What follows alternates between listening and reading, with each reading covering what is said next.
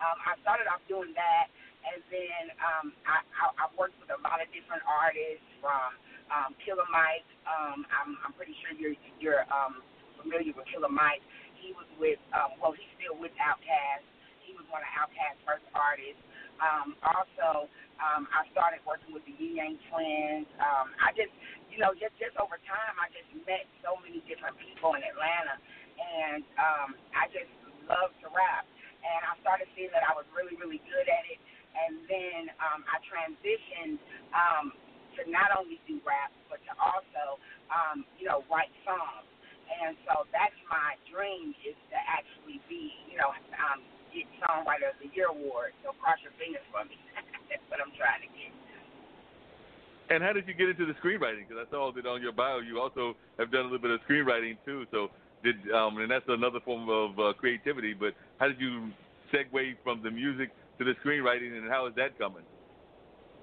Well, for one, I'm a Pisces, so I'm a dreamer anyway. So I always did a lot of, just visualizing different things. So me and my sister, we started a company called Butterfly Effect, and we started just writing on different series. I'm sorry, I'm driving down the street, but we started writing on different series. I'm actually working on a couple of different things that I'm excited to put out, and so that's how that kind of started. And so now I have, I do a lot of animated stuff as well. And so, now I've just started just building up, my catalog. And so hopefully you'll be hearing from us real soon in terms of the screenwriting. But, I'm very excited about that. This is all stuff that I wanted to do really bad. As far as, like, the blues was kind of weird because, like I said, I was just a rapper. And I met Clarence Carter's piano player, which is Maurice James. He's with Mo Jams Entertainment. So I started, he heard me. I went over to his house, and I actually did a song with Mel Waiters. I don't know if you're familiar with Mel, but he did Hole in the Wall. I'm familiar with Mel. Okay. Well, I did a song with him, and I sent him my song. I actually did the song with Outkast DJ. I was signed to Outkast DJ's label called Hood Noise. And so he had brought me this song, Hole in the Wall, and I had never really heard it before, but he was like, why don't you write a rap to this? So I wrote a rap to it, and then, going forward, I met Maurice James. Maurice James was, he was going on the Blues All Right tour all the time with Mel Waiters and the whole Blues All Right tour. So he said, do you mind if I pass this along to Mel? And I said, no problem. So he passed it along to Mel, and then Mel Waiters loved it. And so he actually got on the phone with me, and I performed it with him at the Atlantic Civic Center in 2014, and on the Blues All Right tour. So I was on there with Clarence Carter, Millie Jackson. It was like really big. So Theodis Ealey was there, of course, and so I did that. And then once I did that, of course, Mel passed. And then when Mel passed, I kind of just was like, well, I probably just need to leave this Southern Soul thing alone. But then I just went back to what he told me, and he was just like, this is going to work. I want you to keep pushing. And so, I just came back with it really strong. I have a song that's on the radio, and it's doing pretty well. It's called Shake It. And so I did that with Maurice James. He did all the production and everything. And so that song is doing well. And, I have some different songs that are actually coming out right now. But, yes, that's what made up Calamity Jane, really. So,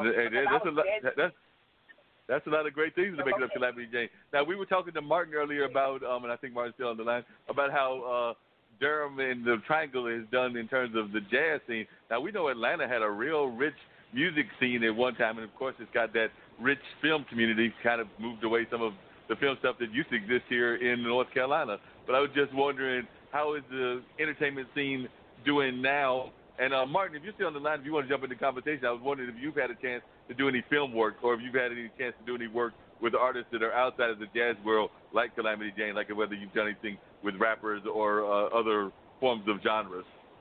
Well, my work outside of jazz is actually, I made my living as a songwriter for a long time. I got kind of sucked out of the jazz world and into the pop world for almost 10 years. Oh wow. Okay. Okay. Musical director for Mama Cass for about a year, and also Bobby Hatfield from the Righteous Brothers, also for a little over a year, almost 2 years. And that was Oh yeah. a completely different world to be involved in. Yep, definitely. Yes. And Yes. Calamity Jane, how is the Atlanta music scene right now, and the entertainment scene in Um, general? well, I mean, it's definitely the new Hollywood. It's definitely a hub right now. And, I would definitely encourage people, like if you're coming to Atlanta, yeah, definitely. Now I'm going to tell you, there are producers and there are rappers and they're everywhere. They're everywhere. So you got to kind of come with something that's a little different in order to like stand out. So that's one thing about it is that, like New York, like I know like other cities, I think that they're a little more open to like helping their brother. In Atlanta, I can say that a lot of people are kind of close knit. They kind of run in cliques a little bit. So you just got to find the right fit. Like if you want to get with a company or anything like that, I think I would tell other artists to just find the right fit because it's just so many. It's oversaturated so much that you have to just have a niche, basically. Hey, Martin, she brought up clicks, and I know that's something that we've definitely faced here in North Carolina in the Triangle. How have you combated that? Because that's the one thing that I do know can sometimes get in the way is that there are, whether it's on a management level or whether it's on a performance level, the clicks are definitely a part of the North Carolina music scene as well. Cliques are part of the world scene. People just kind of tend to favor their friends. Right. Right. Reality. I agree. That's, So do you just find it? And So when you find people that are working in those cliques and might be leaving you out, either one of you, do you just kind of like just try to avoid those cliques, or you just try to create your own clique? no, I don't try and form my own clique. I just try and be who I am and do my thing. I mean, if people are going to dig it, they're going to dig it. If they're not, they're not. And you can't really do anything about somebody's desire to just work with their friends or favor their friends. I mean, you can't get through that. right. Yeah, that's real. And I think talent. I think do you talent think? kind of speaks for itself. So I mean, the talent is going to shine through. It's a lot of producers, it's a lot of rappers, but the talent usually shows for itself. So if you have something that's undeniable, I mean, people just can't deny you. I would say that, in order to make it, it's like a race. So you have to be the person that, wants to stand out. And if you're just kind of like blending in with the crowd, it's kind of hard to kind of make it that way. But I just say, network, network, network. Like, always use use everything as a platform. Even when I'm at the club, whenever I am, if they're saying, hey, well, what's going on? Oh, I just came from the studio. Just something like that would just open up a conversation of, oh, okay, so you're in the studio, you know what I mean? So you just kind of got to go for it. You can't be a, shy person that kind of just blends in with the crowd. So, like, I'm the type of person that I'm going to wear the bright yellow shirt versus if everybody's wearing white. You know what I mean? Like, you just have to be that person. And I think that and talent will go far. But if you just have talent, but then you're, shy, then it's kind of hard to do it too. So you just gotta, go for it. Yeah, that's true. Mark, happened. when you talk to young performers, and there are so many great jazz performers, like you mentioned earlier, they come out of here, whether they come out of Duke, UNC, or Central, or even some of our schools over there in Raleigh, like Shaw and St. Augustine, places like that. What kind of advice do you give them? Because you've been doing this for a number of years, so I'm sure that oftentimes these veterans and new people that are coming out are asking you to give them advice. So what is some of the solid advice that you give them on a regular basis? Well, the only advice I can give it is sort of just what Calamity Jane just said, and it's kind of a corny thing. It's nothing new about it. You can't force success. The only thing you can do is do what you do and do it well. That's really I agree. That's real true. Oh, Martin, would you tell us a little bit, because like I said, I mentioned it earlier, you've done a number of things with Willard for a while, and I've known Willard for a number of years. So how did that kind of transition happen that you got to work with Willard? Was that through the notebook store, or did Willard approach you when the blue coffee was going on? How did that whole thing come about? It's a great story. First of all, Willard, I love Willard. Willard is like my brother. I mean, he is one of the greatest people I've ever known. And I met Willard, oddly, Brother Yusuf. Not directly. I was playing at a concert for Brother Yusuf. Willard was in the audience. And Brother Yusuf made the introduction to you to Willard? Is that what I'm hearing? No, but the concert was for Brother Yusuf, and Willard just happened to be there. So Willard came up and introduced playing.